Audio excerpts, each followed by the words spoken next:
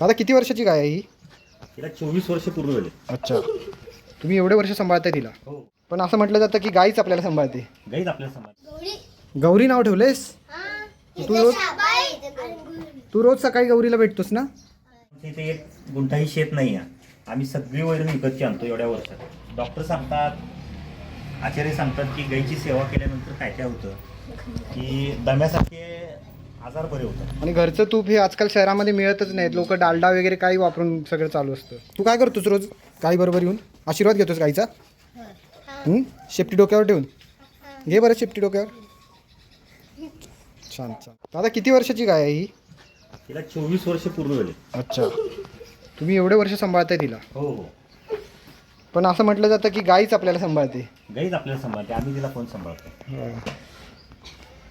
गोसेवा ही राष्ट्रसेवा आहे. एखाद्या राष्ट्राची सेवा केल्यासारखी सेवा म्हणजे गोसेवा आहे. त्या गोसेवामधनं जो लाभ आपल्याला मिळतो याच्या प्रत्येक घटकापासून आपल्याला फायदा आहे. दूध तर झालं, शेण झालं, शेण झालं, गोमूत्र आहे, काही नसलं तरी गोमूत्र आणि शेण हे तर रोजचं आहेच. रोजचं आहेच. आणि आजकाल लोकांचं दुधासाठी नुसते HF गाईंच्या मागे लागलेले आहेत सगळे लोक. त्या दुधात ते 10 लिटर दूध म्हणजे हिचं अर्धा लिटर दूध आहे. हो, त्या गायांचे 10 लिटर दूध म्हणजे हिचं अर्धा लिटर. हेच खरं अमृत आहे. हे अमृत आहे. हे अमृत. आणि आजकाल त्या दुधामुळे लोकांना बरेच प्रॉब्लेम पण होत आहेत शहरांमध्ये. आज आम्ही भाग्यवान आहे की आमची मुलं जे आहेत ती या गाईचं दूध पिलेले आहेत. या गाईचं दूध पिलेले आहे. आणि घरचं तूप हे आजकाल शहरामध्ये मिळतच नाहीत. लोक डालडा वगैरे काही वापरून सगळं चालू असतं. लोणी काढून मग ते ताक करून लोणी काढून मग तूप निघलं जातं. बघा ही मुलं कशी घेत आहेत गाई बरोबर. बाजारात हे तूप खूप महाग जातं. म्हणजे तुम्ही लहान होते तेव्हा पण ह्या गाईची जनरेशन आधीपासूनच्या पिढ्यांना आहे, पिढ्यांपासून ती तुम्ही शेवटपर्यंत तिचा सांभाळ करणार. हो हो, शेवटपर्यंत तिचा सांभाळ करा. आणि या गाईचे काय तुम्हाला वेगळे अनुभव आलेत असे? म्हणजे नाही, गाई कधीही 24 वर्षामध्ये आजारी पडली नाही. आजारी नाही एक पडले. इंजेक्शन तिला कधीही मारलं नाही. आता आपण इकडे बघितला तर भारत सरकारचा जो आधार कार्ड जनावरांना करत होता इकडून बघायचं ना, तर तो आधार कार्डाचा बिल्ला पण दिला आहे की गायांचं जेव्हा आपण जनावरांचं मोजमाप होतं सरकारकडून, तर तिचं त्यावेळेला मारलेलं मोजमाप आहे. म्हणजे ती त्यावेळेला 6 वर्षाची होती, त्यावेळेला तो बिल्ला मारलेला आहे. अजून पण असे वेगळे अनुभव काय काय आले जे गायींच्या बद्दल लोकांना येतात बरेच घरगुती गायीचे? गाई दारात असेल तर आपल्यामध्ये निगेटिव्हिटी कमी येते, पॉझिटिव्हिटी जास्त असते. एक पोषक वातावरण आपल्या इथे निर्माण होतं.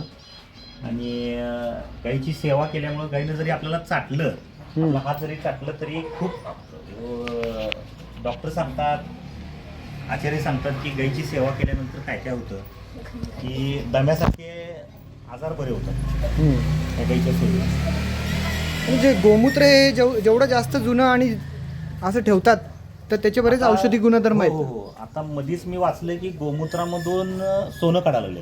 सुवर्ण पाश असतो, त्यामध्ये सोन्याचा कण असतो ह्याच्यामध्ये. आणि दुर्दैव असं आहे की हे आपल्या भारताची, हिंदुस्थानाची गाई आज विदेशात जाऊन त्याचं पॅटर्न तयार होतं गोमूत्राचं. इतकं दुर्दैव आपलं आहे की आपण आपल्याला ह्याचं महत्त्व कळलं नाही, पण बाहेरच्या लोकांना कळलं. याचं जास्त महत्त्व कळालं की आपल्यापेक्षा जास्त लोक बाहेर गेला. पूर्वीच्या काळी लोकांपेक्षा गायींची संख्या जास्त होती, त्यामुळे रोगराई कमी होती.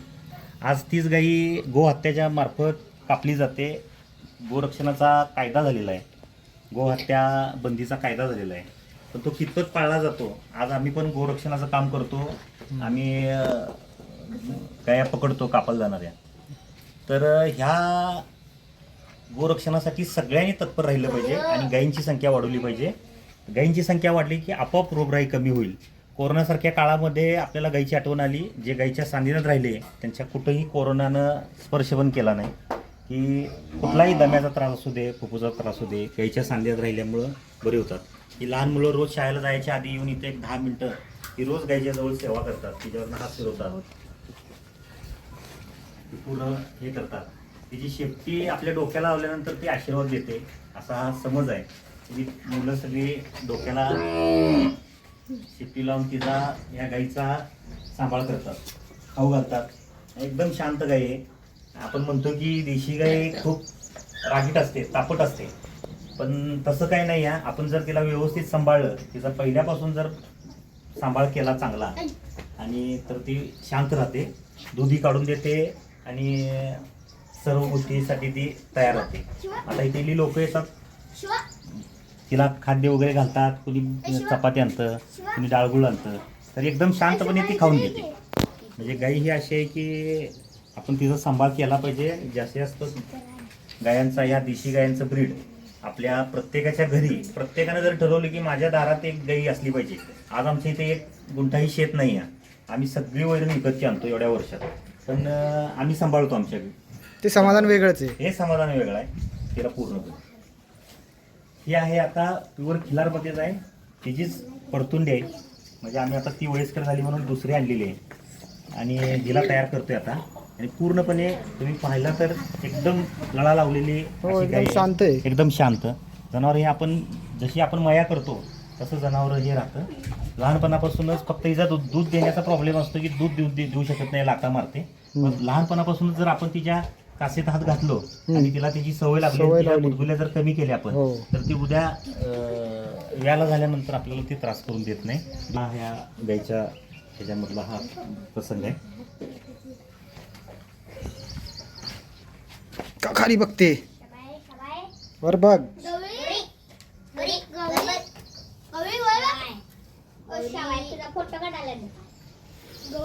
गौरी नाव ठेवलेस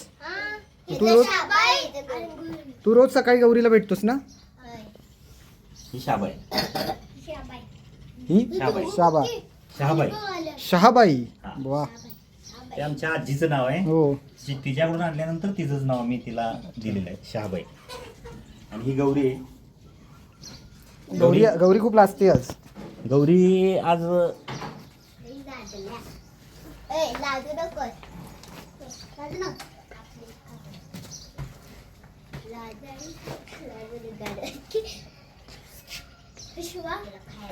तू काय करतोस रोज गाई बरोबर येऊन आशीर्वाद घेतोस गाईचा?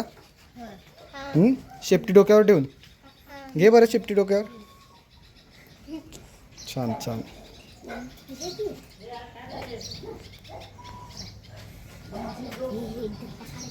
तुम्ही गोट्याचं पण छान केलंय व्यवस्थापन एकदम.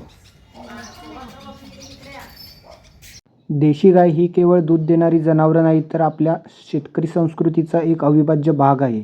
आजच्या काळात देशी गायींची संख्या कमी होत असताना त्यांचं जतन करणं आणि पुढच्या पिढीपर्यंत त्यांचं महत्त्व पोहोचवणं गरजेचं आहे. या 24 वर्षांच्या खिलार गायीची गोष्ट आपल्याला एक गोष्ट नक्की शिकवते. जिथं प्रेम आणि जिव्हाळा असतो तिथं परिस्थिती अडथळा करत नाही. 1 गुंठा जमीन नसतानाही इतकी वर्ष या गायीला सांभाळणाऱ्या या व्यक्तीला मनापासून सलाम.